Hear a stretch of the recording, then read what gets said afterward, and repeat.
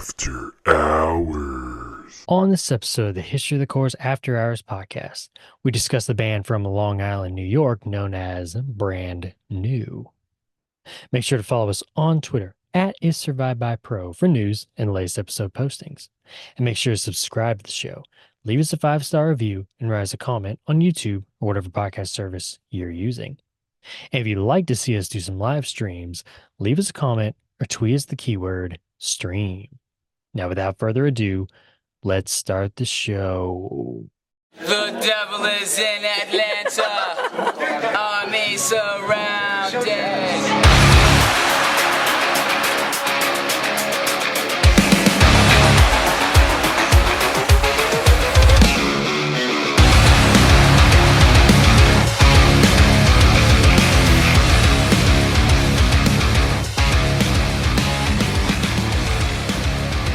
Welcome back to the History of the Course After Hours podcast, where each and every episode I, Curtis, sit down with my good friend and avid listener to the History of the Course podcast, Erik. Erik, how's it going, buddy? Fantastic. Good, man. Wonderful. Good to hear, man. You enjoying that summer weather yet? That summer heat? Oh, enjoying is one word for it, sure. Are you simmering? Are you just begging for the end of your life yet?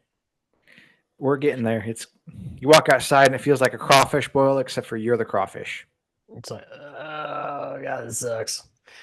Yeah, The air, yeah. it hurts me. The summer is here. It is upon us. Yes. All right, Erik. It's been quite a little while. But we need to bring back your spotlight. We need to see what band is in Erik's spotlight this week. And there will be plenty more of those to come in the next few episodes, so be on the lookout for that. But Erik, let's start with this one. Who is the band in your spotlight on this episode? This is one I genuinely really like. I seen them probably a month or two ago.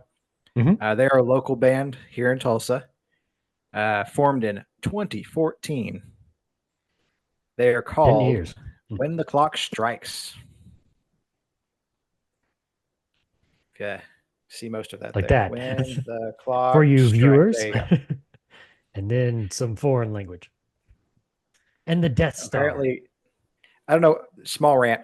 I don't know what the deal is with that right now. I've got 3 shirts recently with either Mandarin Chinese or Japanese. I don't know the difference because I barely speak English, much less read something else. But 3 recently that are doing that. This one here, which literally just says when the clock strikes. I used Google Translate. Very accurate, I know. Nice. Era had one for theirs, and it was the word for rhythm, apparently. And then what was the other one? Dayseeker had one, and it just said dark sun. And all of those things said that somewhere else on the shirt. And I'm like, I don't know why that was necessary, but it looks cool, I guess. I don't know. I think it's just kind of a trend right now where, because you and I talked about that not so long ago, of there seems to be some like a good little trend of bands doing that for some of their shirts. I remember seeing Silverstein having a shirt like that before too. Right. I think that's a trend that kind of comes and goes. And right now Yeah. it's on the high It's side. back. It's coming back. around. It's coming Yeah. back in a big way. Like bell-bottom jeans, man. It's coming back. Let those die. Oh, man. Put them back in the Burn 'em. ground. So these guys don't have bell-bottom jeans, thank goodness. But what they do have is a cool sound. They describe themselves as a Tony Hawk Pro Skater Core. And I kind of agree with that. That was interesting. Yeah, that was interesting to me when you told me that. They really make me think of like Simple Plan back in the day when they did what was it? What's New Scooby-Doo? Mm-hmm. You know, speaking of my childhood. But just updated a little bit. Not super serious, not super not bowling for soup funny or anything like that. Like we're somewhere in between. And I'm okay with that. Let's see. Their lead singer is also the bassist, just as a side note. And he lays down some fat bass riffs while he's just singing the song. Nice. And I'm like, is that pre-recorded? Because that was a really sweet riff. And I was looking at it because I was really close to the front. I was watching it, doing the finger business. And I'm like, he's doing that live, like right now. Like faces melting here. This is amazing. Right. So he actually can do that while singing at the same time. That's very amazing to me. People who have that Impressive. much dexterity is impressive. But anyway, so they don't have any full lengths yet. They have lots of EPs. Which that's what's interesting to me is like they just have like Yeah, EPs and you've been around for 10 years. It's kind of like, okay, is this I just couldn't kind of like a find side thing that you're doing, in your right. spare time with I like your couldn't find if friends? they've been signed or anything yet. I couldn't find any literature on that. So maybe that's what they're waiting for to do a full length is to get signed. Yeah. So I couldn't find any, Hmm. producers or anybody that was working with them on a constant basis. I couldn't find, hey, we signed with, Ferret or, whoever the name's going to be, Right. right? Yeah. What was the one? Something about ramen for good old Oh, Paramore. fueled by ramen. Fueled by ramen. Yep, yep, yep. Ramen. Good stuff. So I haven't seen that. Maybe that's what they're waiting on to put that full length out there. And they do have a couple of neat, I guess, uh, covers. They got Dead MCR, and they got an old Pokemon theme, like the original, like what do you call it, the Indigo League. Yeah. Okay. And it's Nice. actually not a bad cover. I kind of like it. Okay. It's quite Okay. nice. But they do the whole thing, both verses. Takes me way back to my kiddom. So on their overnight EPs, probably my favorite. They have a song called Ducks. As if you've seen the shirt just a second ago there for our wonderful viewers out there. There's a picture of a duck kind of in a old programming language looking thing. But anyway, it's a fun song. That EP also has one called Plate Tectonics. While it's a little bit more electronic, still good, a lot of fun. Like I said, I don't think anything's too super serious. Like, unfortunately, I think the music scene is heading into this very serious thing right now. Like you and Josh have talked about, what we really need is another song about cancer. We Yep, do. that's We it. need more of them. This band is not talking about as heavy a subjects like that. I mean, the song about ducks is I'm trying to get my ducks in a row, and every time I get close, they spread their wings and they peck at me. So what I in the mean, world? that is part of that. And he's like, you know what? I'm going to go back to the nest. I'm going to feed them bread, and I'm going to. I mean, it's a whole ridiculous story about trying to quote get your ducks in a row, Okay. and Interesting. it's a lot of fun. I enjoyed that. So overall, very impressive little band. Well worth a listen. If you ever get a chance to see them on stage, they are pretty good live. Actually, they didn't Okay. leave me sitting there scratching my head, going, "That was kind of okay-ish," like some really rough starter bands I've seen do. Yeah. This band left me going, "How are they not signed? How are they not like 10 CDs in by now? Like these guys are good." This is a So three-piece anyway, band, right? I Or is it believe four? so. Okay. It was pretty small. It Trying to was definitely remember the not five. picture on, yeah, I'm trying to remember the picture on Spotify. I feel like there was just three guys, but there could be four, Like I said, it's one or probably the been a other. month ago since I've seen them live, so I'm trying to remember. Yeah. I I've also seen like really, 4 shows since then. yeah, I really feel like this is more of just kind of like a fun project for these guys in their spare time. It It is just fun, from but I just when do you, enjoy it, well, right? right. I'm just saying, like when you lay out, they've been around since 2014. They've, how many EPs Right. do they have? Do you know? A lot. Okay, a Several. lot, several. So I mean, and If I and were to not guess, even I'd just say like, somewhere in the neighborhood of 6 to 8. yeah, and to not even like get signed by like a really smaller label just to put out like a full length. And it makes me just kind of feel like they're just kind of content, which is cool. I mean, if you're content with doing Yeah, that and still just working a regular job on the side too, or whatever, I mean, that's cool. But yeah, I'm kind of interested to learn a little more about them if I could find anything else about them. I mean, may not be a right. whole lot online about them, but They yeah. do have their own website. It doesn't seem to be Okay. updated since late last year. 2014. Not quite. No, no, Yeah. no, no, no. Okay. Okay. Apparently, Okay. they played the Canes in 2023, and that was before even I seen them. And that was about the last time I seen an update on there. It seems Okay. Have you seen like so. any like? Do you follow them on social media or anything? No, I haven't really, but I probably should Okay. actually come to think Because of I, it. I was supposed to, I kind of wonder like what their touring is like. Is it just kind of like one-offs? Do they actually go on some tours? Are they short tours? Are they long tours? Because that might I'd give me be a little willing to bit more bet, information of, right. what their end goal is or whatever. I'd be willing to bet they probably are like the local opener. People call Hmm. up and say, "Hey, who do you got that's a good local opener in this kind of this subgenre?" Right. And they opened for Red Jumpsuit. I don't Okay. know if I mentioned that or not. Yeah, I was trying to remember who it was you So saw him with, but yeah, I mean that kind nice. of flowed into that, so that was good as far as their sound and everything in the similar genre. Okay. As opposed to Nice. some I've been to, it's like, hey, let's play a heavy song, and then get in the next band, and oh, well, this I don't even know. It's a really soft band, and I don't know why you got Right. us all hyped up for that. You put Aaron Gillespie playing an acoustic set in the middle of all of this? Really? Come on. Come That on, is it. guys. Come on. Yeah. All right, cool. When the clock Anyway, strikes 12, they are on Spotify.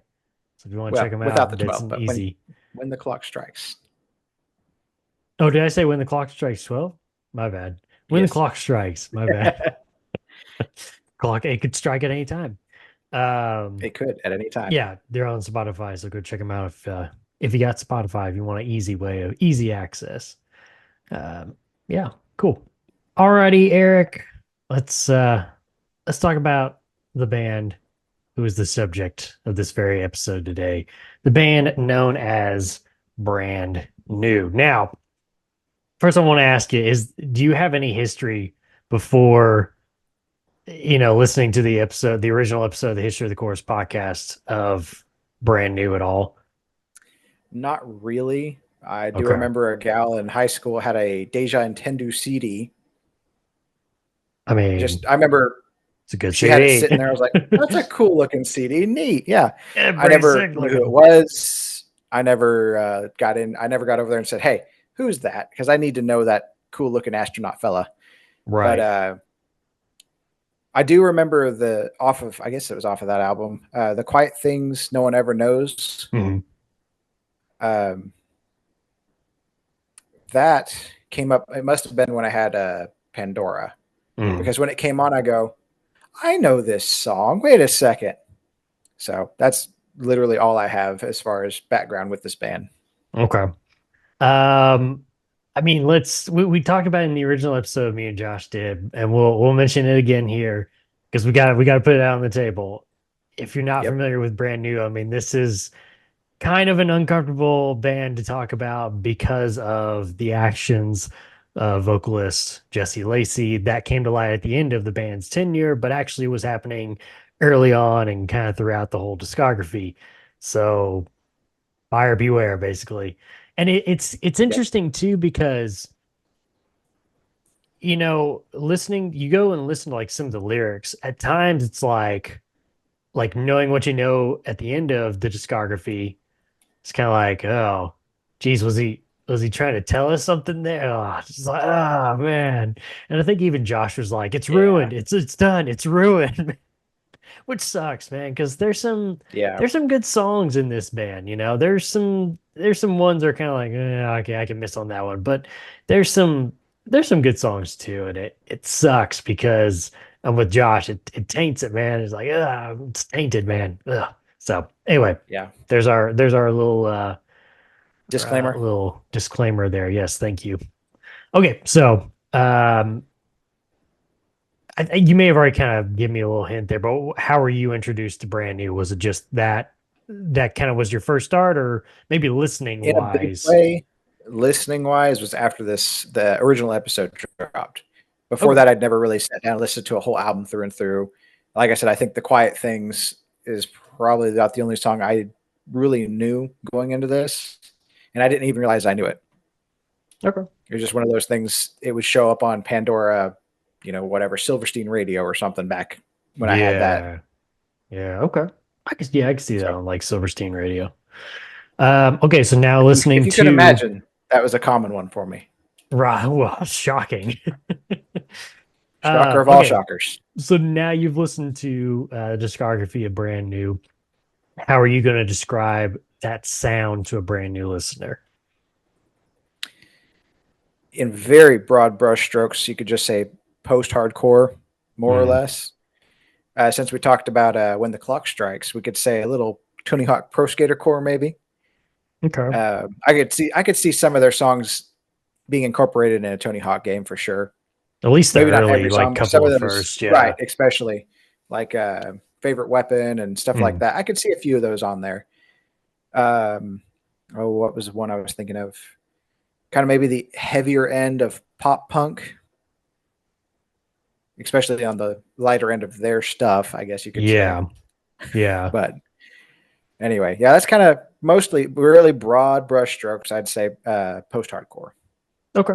Yeah. Some people have put in, the emo genre. I know that Right. they've kind of rejected that label, and I think it's kind of a deal. It's like we just want to be different. We don't want to go that route. Which you get to some points, and Josh described it as sad boy core. There's some sad boy Yeah, moments in there, man. there definitely is. So especially when you get to this album right here behind me. So, Yep. yeah. All right, Eric, I've just got one trivia question here for you, Eric, to start it off. Are you ready? Oh boy. Here we Oh, go, so very buddy. ready. Here we go. Before starting the band Brand New, what well-known band did vocalist Jesse Lacey play bass in for a short period of time? Hmm. Hmm. You got this, buddy. You got this. I don't know if I do. I kind of prepping for this. I kind of went whole hog on the other band we're going to talk about soon. So,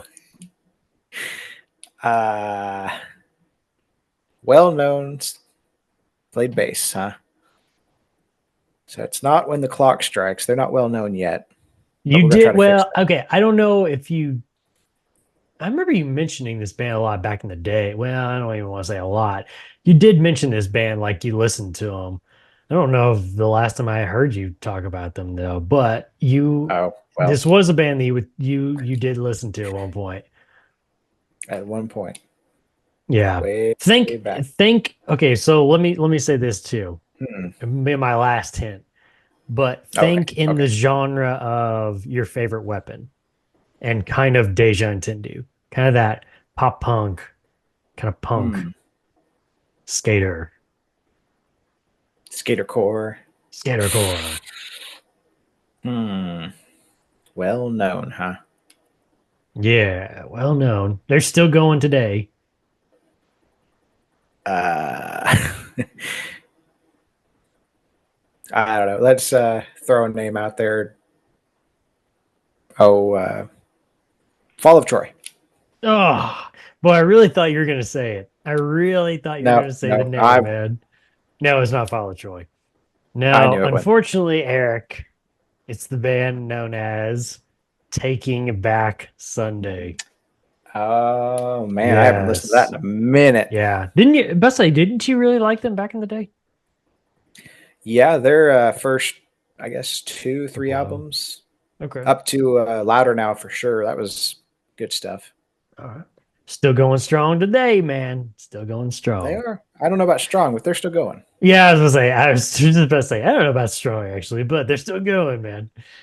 All I right, mean, Eric, I don't know that I've actually listened to it yet, but anyway, we'll get there. I'm sure one of we'll these get there. days. It's coming. It's coming. It'll be down the line, just down the pipeline.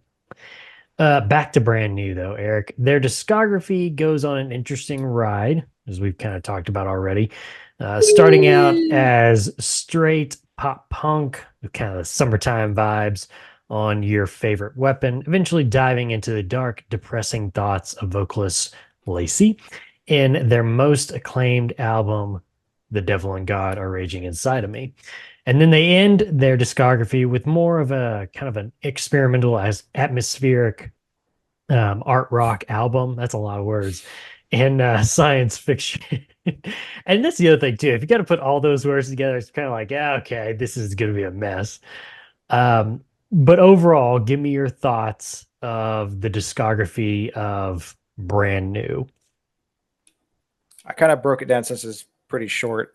I Yeah. broke it down almost piece by piece. So, favorite weapon, kind of that what we were kind of talking about a minute ago, that Tony Hawk Pro Skater core, kind of your Mhm. summertime vibes, your heavier end of pop punk, not bad. Deja and Tendu and the Devil in God is raging inside me. Mhm. Blah, blah, blah. It's a lot of words. Actually, I mentioned Fall of Troy. It kind of gives me elements of Fall of Troy in those two here and there, kind of on their heavier stuff, that quicker album or the quicker Okay. songs on the album. Just little Okay. bits of his harsher vocals is what does it for me. Okay. Just little Interesting. flashes in the pan. I'm like, oh, wrong band. Wait a He's second. cooking. Ah! So they're good middle of the road albums, kind of more or less getting into that, what I would just call standard post-hardcore ish Yeah. area with maybe a tendency for the punk. And then we get to science fiction. I wrote down ambient noise. And then actually with the vocals, the vocal style changes a lot for me here. It almost reminds me of like modern country vocals. And it's just really strange combination with the ambient sounds and then was not expecting that, but all right. Huh. I actually was thinking when I heard parts of this album, I don't know if you listened to the Beach Boys' newer album. Was it 2021 or 2020? They dropped an album. You can save yourself Didn't even the trouble. know. Well, I was supposed to. I know some of their older songs, that were popular and such, but Right. or even like what's the animal? Was it Pet Noises or whatever? Was there one big experimental album? Pet Sounds, I think is what it was called or whatever. Anyway, no, I don't know their newest stuff. I didn't even know there was still a thing, to be honest with you. Well, the surviving members, because they're that old, right? Yeah, got together and made it a kind of sort of album, and they don't have the energy as they did when they were younger. And because they're all his voice changed because he's 30 years beyond what he was the last time he recorded or something, Right. And it almost sounds like at times his teeth are falling out because you get a little whistle going. Oh boy. And anyway, the voice I hear in science fiction it's such a harsh change. It reminded me of that album. I'm like, it's so weird. I don't know. I'm not here for it. Yeah. I was going to ask you too, because there's at times, especially like science fiction and even like Devil and God, he kind of gets into like kind of a drone kind of vocal style. That might be what I'm thinking of. And I remember you had said something, what was it on the last episode or one of the last couple of episodes? I think it was Devil Wears Prada episode. You had mentioned some drone vocal style that you kind of turned you off, which I get that. I mean, sometimes it's kind of like put some emotion into it, Yeah, show me your lyrics, please. Yeah, the one I can think of that comes to mind is the first song off of Science Fiction, "Lit Me Up." I think he's very, especially like in the verses, he's just very like flatline, But yeah, yeah. Well, let's talk just a couple of different things here real quick because like I said, this is a short discography. We know what we know. It's uncomfortable, so on and so forth. But your favorite weapon is me and Josh love it. Do you like it? It's a good album. We all three enjoy it. Nice. Thumbs up from all three of us. They re-released it. Yes, they re-released it for its anniversary with brand new album artwork. Have you seen the old album artwork? Yes, I had to go look it up. But yes. Okay, good. Which one do you like better? Do you like the older version with the chess piece and the chess clock, or do you like the new version with the guy laying his head on the hood of the van, like on the side of the road by a highway? For this particular one, I think I go with the re-release. Yes. It's a little more colorful. It actually speaks to a little bit more to what the album's about. Yes. The old one's kind of basic, even a little bland. Well, and I just very colorful. This is a very colorful genre. And I mean, if you're kind of pop punk, even I know you're on the heavy end of it, but still, throw some color in there. Right. Well, I don't know. that picture just screams like punk or pop punk to me too. You Right, know, so absolutely. it fits it overall. And I told Josh, I said, I just don't get the, I just don't get the original artwork. And I don't know if it's a deal where it's like you just had to be there when they released it, you know, something of that time. I don't know, Yeah. but it just, I look at it and I'm like, I don't get that, you know. So, Well, he's okay, playing chess while we're all playing checkers. Eh, exactly, exactly, buddy. I think he's doing other things while we're playing checkers, but anyway. Well, Uh, I said it. Okay, let's get away from that. Let's talk about Daisy, their experimental fourth album. It's got the one with the little fox on it. Fox. Um, I think me and Josh both agreed on this. You know, at times it's very hit and miss. As an example, you know, there's a great song like "Sink" that's then preceded by an all-out experimental track, "Be Gone," that really kind of sounds like Dave Matthews singing into a guitar pickup while the guitarist turns it off and on for a minute straight. You get it, right? Okay.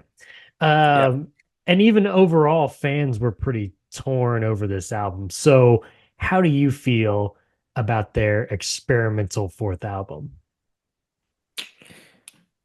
I find it strange. It's after listening to the discography back to back to back, one, Mm. two, three, four, five, straight across.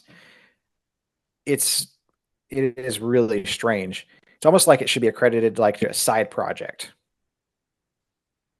And in bold letters with an exclamation point at the end, I put vocals are weird. Have you, I mean, And have I we don't know, not like you said, like, if that's production or I don't know what that yeah, is, but I don't know what's the deal with the vocals on that one. I mean, if you sit back and you look at it as a whole, the discography, it's like, dude, we have like dove straight into like madness and depression. It's like, I don't know what is going on. It feels like it feels like you've gone like backwards. I don't know. It's just kind of weird. This is a very strange discography. And I'm with you too, because there's such like a stark contrast between your favorite weapon and even to like Daisy, or if you want to finish it out with science fiction. I mean, that's just like, yeah, that's two totally different like bands there, basically, man. So I don't know, man. Yeah. I don't know. Speaking of science fiction being their last album, are you okay, Eric, with bands letting you know that an upcoming album of theirs is going to be their final album? I mean, would I be okay? I would eventually, but it would make me Yeah, sad at first for sure. But at least I know where we stand. right. I guess Looking at you, Maylene. Mhm. right. I But guess like I guess I'm more asking like I mean, yes, it sucks. It's like, oh, my favorite band, one of my favorite bands are gonna end or whatever, or whatever. I guess more of like, does it do you want them to tell you, hey, this is my final album, or would you rather just be surprised by it and just kind of let it be organic? I personally would rather it be organic because I feel like if you did what Brand New did, where they told their fans ahead of time, hey, this one that we're working on, this is it. This is our last album. That puts a lot of pressure on you as a band, and that that is like true. that sets the bar really high, and it's almost kind of like unfair to yourself. I feel like that's what I was asking more of, just like, If it oh were man, I me, would, yeah, I'd probably say that after I release the album. Hey, right. this is it. We're going to tour this, and this is going to be it from us. I got life going on. I got whatever's happening. Because I think if I'm trying to remember who this was, I don't want to credit it to the wrong person, but anyway, one of the lady-led bands from way back in the day. From my understanding, she wanted to settle down and start a family, and the road, according to Journey, is no place to start a family. I wrestled a bear So, once. oh, sure. Was it really? Hmm. Yeah, Okay, that's what okay. happened. That's happened with So, Kristen, because she ended up leaving because she Okay. was starting a family. Well, there's another one too, and I was trying to remember Oh, who okay. it was. May not have been as big as even Iwabo, but Gotcha. like I said, that's what they got away from it. You know what? This is going to be it from us because I'm leaving. I want to, have time with my family, kids, whatever's going on in life. That's what I want to do. I want to focus on this. I've been focusing on this band and touring and recording for X amount of years. Now, Right. if you did that after the release, I think like I said, that's a little more organic feeling rather than saying on the front end of it, hey, No. this coming up, this is gonna be it. Is You better it? get it your orders in right now. Come Oh, on. man. Add to cart, add to cart. Right. Oh boy. I don't know. It almost feels gimmicky at that point. Well, and then But on the I other do like to know. I don't want you just leaving me dangling either. That is my point of what right. I was saying earlier. Yes. Yes. Don't leave me Yes. dangling. Let Yeah. me know. Please let me know. Maylene, Yeah. Dallas Dallas. Come on. and company. Um the other side of that is it's your final album. Should a band just say, screw it, we're going experimental, we're going all out experimental on this? Or should it just be kind of like, let's get back to our roots and just kind of make a traditional album, to get out? You know what I'm saying? I mean, If which it way was do you me, think it should again, go? if this was me, I mean, I'm not multimillionaire or a multi-platinum artist or anything like that, but I feel like I would want to go back to the sound that put me on the map. Yes. Yeah. If Silverstein did this tomorrow, I'd like to hear that sound from Discovering the Waterfront. If Paramore did this tomorrow, I'd want to hear that Riot style punchy riffs and her just absolute belted vocals. That's what I want out of that. So, long story short, if I knew this was the end, I'd probably go back with something more traditional. I So, always said that Coldplay, because they've gone so far digital and poppy and all whatever you want to call it. They've gone so far off that way that I always said that if they decided, hey, we're gonna make one more album and this is gonna be it, that album should be almost an exact copy of their very first album, which was basically all like acoustic and just, I mean, it was real instruments. It's not what they're doing now. Like, man, go back to that because that album was really good, man. Parachutes, I think is what it was called. But anyway, yeah. Do you got anything else on brand new before we get to the favorites? If you got any favorites. I mean, I tried to separate the artist from the art for the favorite section. So Mm, I picked out a few for us. But as far as I got some final thoughts at the end, but anyway, okay. I guess we can get Okay. to You do the favorites. favorites first. Okay. Um, Forget albums, songs, and riffs. I just want to hear your favorite lyrics, Eric. No, I'm just kidding. Oh boy. Oh crap. No, yeah, as always, favorite albums, songs, lyrics, riffs, artwork, so on and so forth. Take it away, Eric. Album wise, I actually really enjoyed the sounds and the flavors of Your Favorite Weapon. Okay. Yeah. That That's a it's a good little bit album, more raw. man. It is of its time, and I like that sound. That's just of that era. I enjoy that. So, um, like you were saying earlier, some of the lyrics, we'll get into that section now. Listening through, I did catch at least one per album that really kind of turned my stomach a little, at least in the first three anyway. Just really, really awkward in retrospect. Like, what was it? Josh said, tainted. It's all tainted. It's tainted. Ah. So, anyway, but a couple of interesting ones I pulled out here. Here's one from Mixtape. I got a $20 bill that says nobody's seen you without makeup, and you're always made up. I know you're a sucker for anything acoustic. And I your kind of was favorite offended brand because I is kind of am brand a new. sucker for acoustics. Yes. You're like, crap, it's me. He's talking I'm about the sucker. me. Yes, that's a good one. But that one caught me. I was like, ah, he knows me. But honestly, this is from this song is At the Bottom. So one of their a Okay. little bit later. Yeah. Yeah. Daisy. Um, and this is actually a really good lyric too. Some men die under the mountain just looking for gold. Some men die looking for a hand to hold. And then it goes on. It doesn't stop there. It gets better. But anyway, that I'm actually is gonna a good carry song. this box to its proper place, and when I lower it down, watch fade away. That's Yep. actually not a terrible song. It's a good one. Yeah, And that's a good one. I don't think I caught anything super like cringy or Right. anything in that particular one either. Oh man. There was one, like I said, I can't remember if it was Favorite Weapon or Deja Tendu, but he's like, I used to know how many women I kissed, and now I don't. I'm like, Yeah, I was like,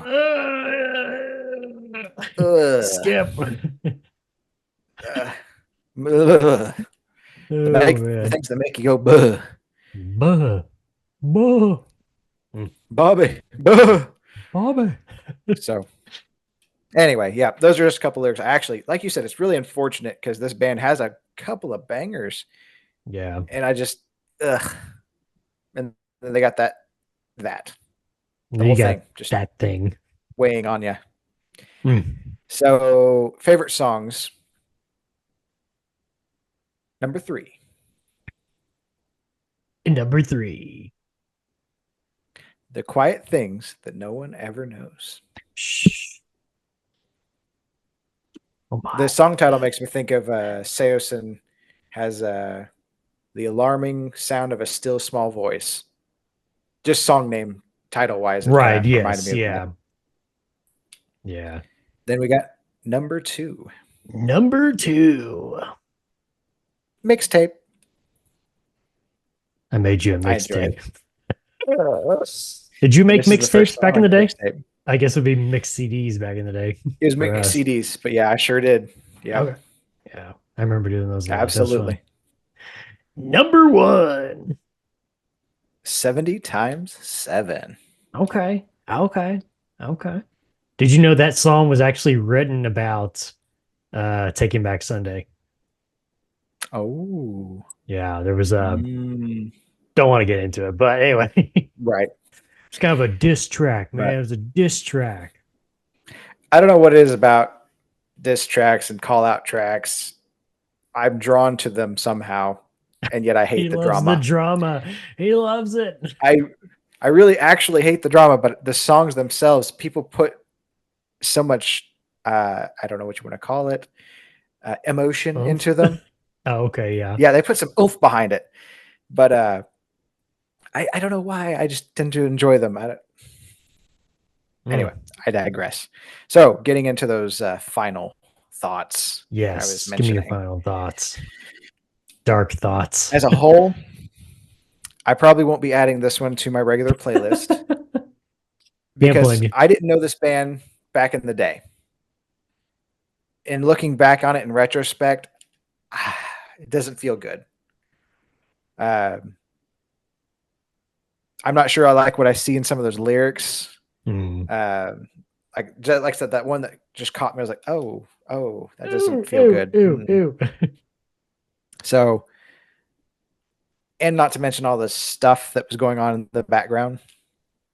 I'm not here for that.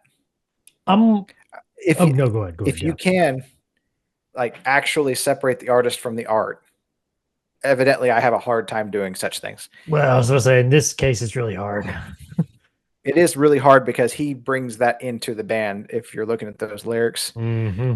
um, they have a good sound though, as far as that pop punk, Right. skater kid They had core. something there, yeah.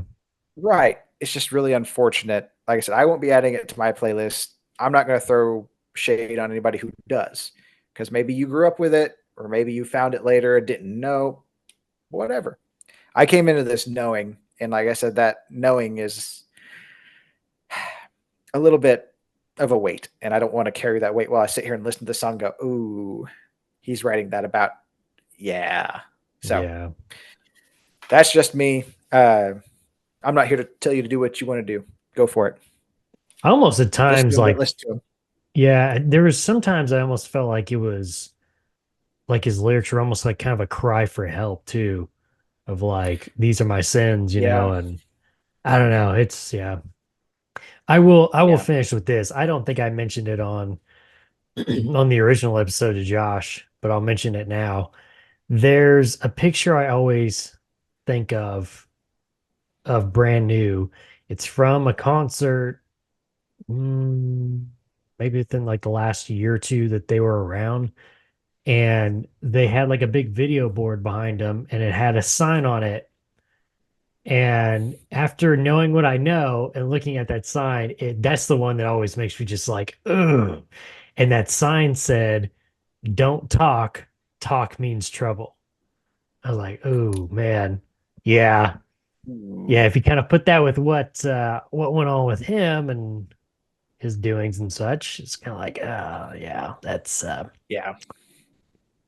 all right. Let's get on out of here, Eric. Make Right. Right. sure Right. to make sure to follow us on Twitter at is survived by pro for news and the latest episode postings, not just on this show, people, but our other shows as well. We have the History of the Cores podcast, the pop-up of this very podcast right here. We also have the Red Right Hand podcast, which has covered all 6 seasons, soon to be a movie, of the BBC/Netflix hit show, The Peaky Blinders. And we also have the Throne of the Dragon podcast, which so far has covered season 1.